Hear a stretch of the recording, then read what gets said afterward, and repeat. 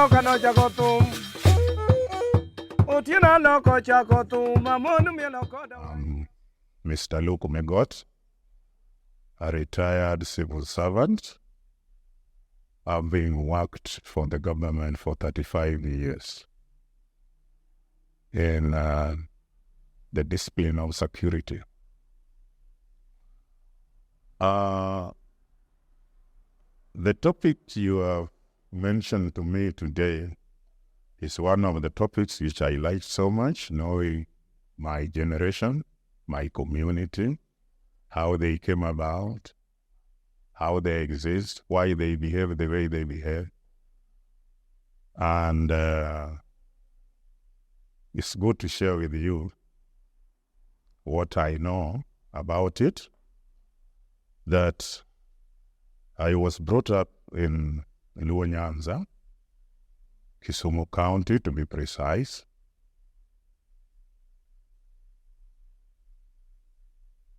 And went through education within that area before further going outside the Nyanza region area for education. Now, Luos, as they are known, are a unique nation in the sense that what they cherish as a nation is different from other people. But before we come to that, it's good to know what is the history of the Luos. The Luos, to be specific, originated from Israel. This is informed by a lot of cultural similarities with the Israelites. I'll just give a few examples. Luos are polygamous, just the same way the Israelites were polygamous before they were conquered by the Roman Empire, who authorized them to have one wife and several concubines. That is one. Number two, Luos in their family, they will marry the first daughter first. Then can marry the second daughter. Just the same way Laban did the same between Leah and Rachel. Another similarity we have with the Israelites is the wife inheritance, which we have really been antagonized about, but we still feel it is very important such culture be practiced. So from these similarities and others, which it will take us time, if we still want, once they came out of that Israel area, Luos went through Ethiopia.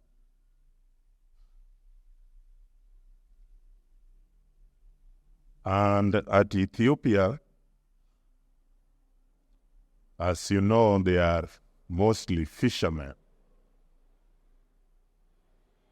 And then they were pastoralists too. And peasant farming. Going through River Oromo, the White Nile, doing the fishing activities, following that tributary to River Nile. That is now in Sudan, where the groups split into three. As they were going through, they were increasing in population. And different ideas were coming in. So at that interjunction of River Nile tributary to River Nile, White Nile tributary to River Nile, they split. Others went upwards, following River Nile to Egypt. Others went downwards to Uganda and southern Sudan. Others cut across through Chad. Okay? They cut across through Chad, went to Niger area, Ghana, and that group ended up to be Igbo in Nigeria. So I will leave these two groups, the upgoing and the one going towards the west. And now another group remained here in the area of equatorial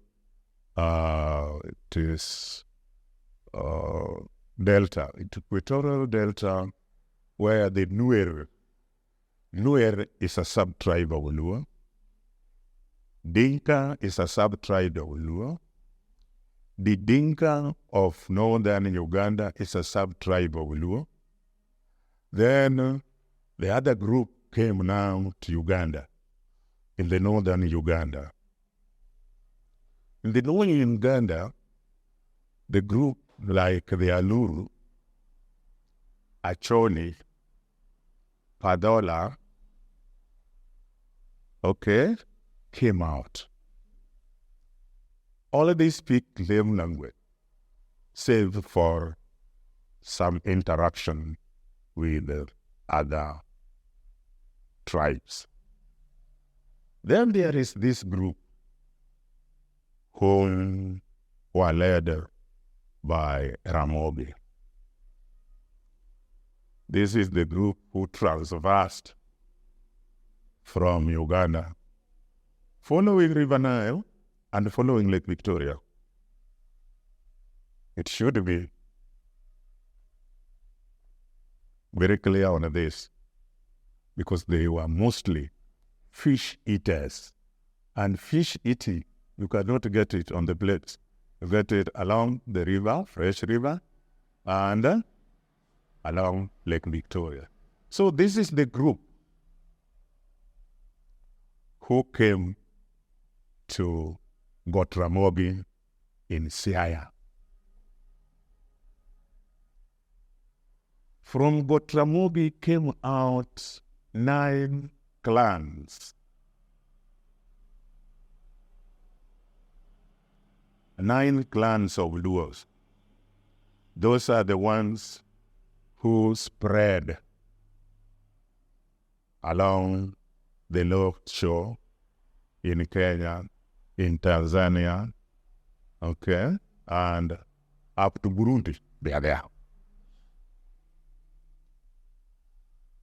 Now, that is how the Luo history is, and how they came to know, to capture. When they were going, this movement, they were meeting other cultures, and there was war. Some were dying, some were separated, and this made them go. However, they ensured the shore of Lake Victoria is purely Luos. From Siopot, Kenya, to Musoma in Tanzania. Okay? Now, at the division of grouping in the Sudan, when the others were going up, another group was going to the west through Chad, there is that group who moved downwards. And there is another group who remained. They are speaking Luos in Southern Sudan up to now. And I've given you an example of such people. Yes, they are there. So these ones moved following the Nile. Okay? Then they ended up in northern Uganda. As they were continuing to migrate, okay, looking for pastures, as you know, that is what is usually animal. Then they veered off and entered Kenya through Busia. Okay? Then this Ramogi settled in Siaya, where we call what Ramogi. This is where a son to him called Jock bore 9 boys. We start with Matar.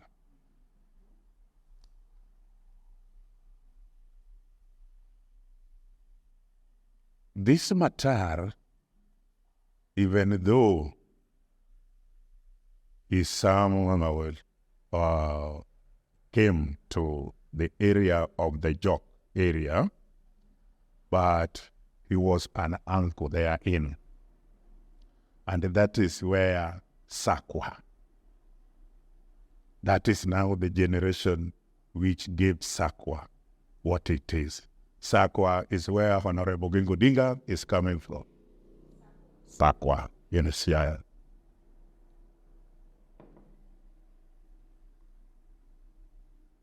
From there is Omia.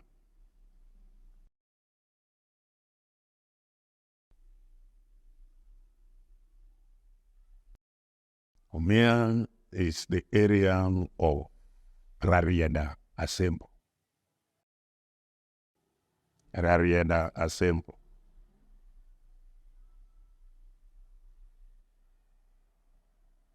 Then there is Owila. Owila.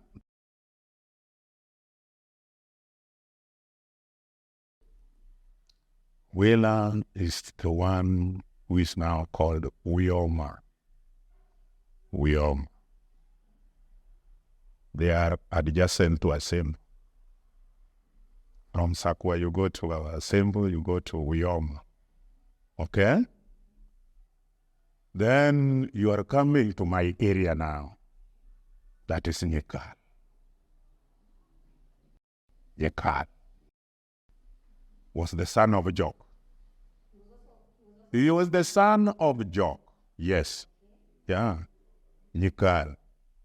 Put into bracket Seme.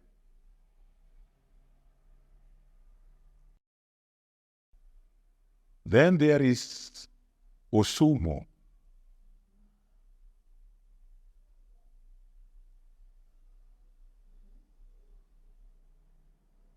Now Osumo is the one now occupying Kisumu.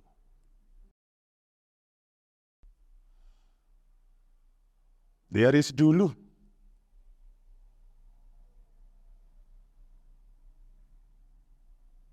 Adjacent to Kisumu. There is No.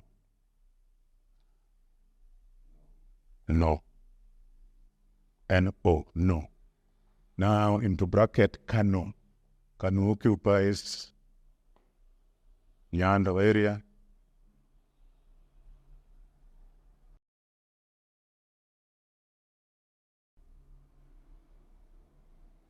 Okay? You're getting them. Yeah, then there is Chwanya.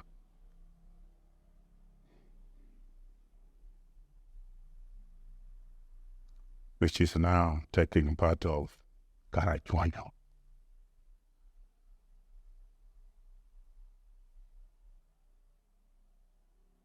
Then there is Oyua.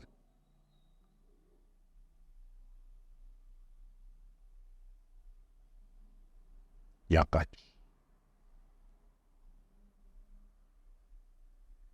Now, after the Joka Jok group came in another group of Luos.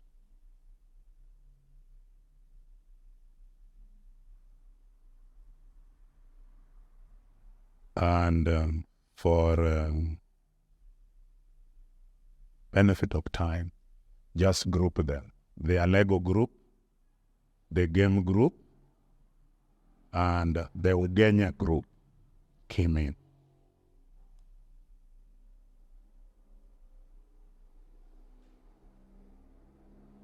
Yeah? So adding to the group who are there, you will find that those are 12 clans. Now, you asked a very good question. How did they stay in harmony? When they were moving, now it was a big group. Each group with its own identity, just like family. Okay? You are born, you have your children, you have your family, you have your wealth, you move and you establish your territory. Now, this practice of cattle rustling were also done during those days. Okay? By themselves and by their neighboring communities. It should be very clear. This thing ended just the other day because I remember very well my grandfather was involved in this exercise and he died in 1939. So it means it stopped with coming in of colonialists and putting up structures of governance. That is what stopped it. Otherwise, it would have just continued the way our Turkanas, the way our Samburus, the way our Pokots, the way our Somalis are still behaving on the same way. So it stopped, and each group comfortably. You can remember our heroes like Luanda Magere. Luanda Magere was a Luo hero fighting the Nandis to go to the hills and leave the plain. And actually they were pushed, they know. It was until they pulled down a trigger of using a lady as a trick. Yes. So that one should tell you how it was. The same thing in Kisumu, we had Okorogong. Okore Ogonda, pushing Nyangoris to the hills. Those are the Waluya's next to Kisumu, to the hills, to leave the plain. These things are there. I'll give you where to get them. So, with the advent of colonialists, things subsided, and each clan settled where they were pushed to. Okay? So, coming to the area of the dialects, because of some intermarriage, some of our language changed. Remember, within us, we also have Ugandans in the name of Abasuwa within us, who came after the death of Semogarere.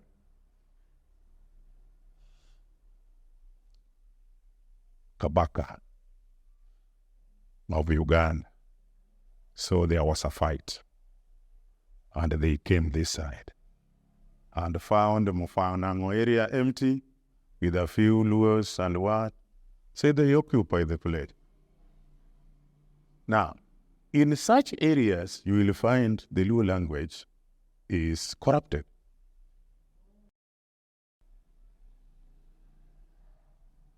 If you come to areas of Samia and Manyala, you will find the Luo language corrupted. If you go towards areas of Muhoroni, for Tenan, because that is our border with the Kalajins, you will find the Luo language corrupted. So the corruption of the language and the dialects were coming in with the association of the other groups or communities. The group that came from Southern Sudan, okay, were Jokajok, Jokowin, okay, and Jokomolo.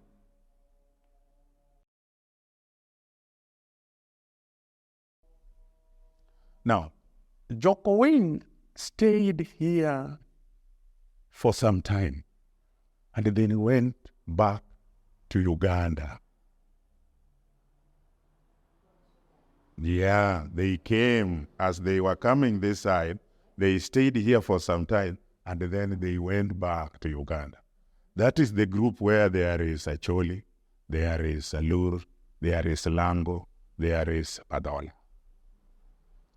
Then Jokomolo is that group of three I was telling you, the Gem, the Ugenya, and the Anego. Luo is the tribe. It's what I've been trying here to make you understand how they came about, their similarities with the Israelites, and how they came to divide themselves, others going to Egypt. And in fact, there is part which I have not mentioned. Even in Egypt, there are some few groups of Luos there. Doing just this along that River Nile. They are there. Okay? And even within these countries, pockets of fresh river and lakes, there are Luos there. If you go to Lamu, which is a coastal land, you'll be surprised to go to a village called Moa, Didavaredi, and Jangoro, and find a whole Luos there with their content. Okay? So, that is a very important segment that would tell you why did the Luos follow the routes of the river and the lake towards Kenya. Now, the Luo is the language.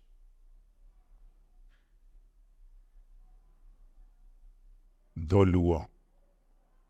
In fact, literally translated is language of Luo, language of Kikuyu, language of Kiswahili.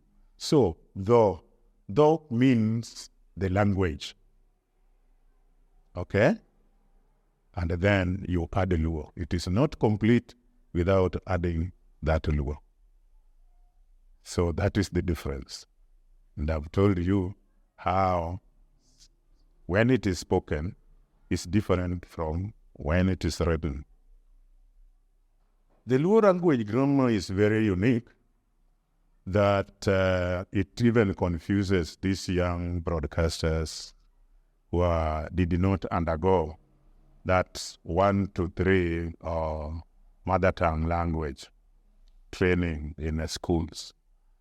So you will find the way we speak, if it is coming to writing, then there are some things you must not put together to have a proper meaning. Okay? Or, what example will I give you to make you understand this? As I rightfully said, if I call you Nyakisumu, I'll simply call you Nyakisumu. Okay? But now when I'm putting it in writing, I must put Nyar Kisumu to have the meaning that you are a daughter from Kisumu. Okay? We, the Luos, like to even the husbands call their wives with where they come from. Nyarkano, Nyaralego. Yeah. This idea of calling Jane, Grace, it was not there. And if they change that one, they could call Mama so-and-so. Okay? According to your child. But now, you have changed all that. You want us to call you Betty, Grace, Wapi, Mami. These ones who are not there. Thank you very much for giving me that chance. I hope it will not be the last one. You can come again for other lectures. Thank you. Otina no kano jagotum.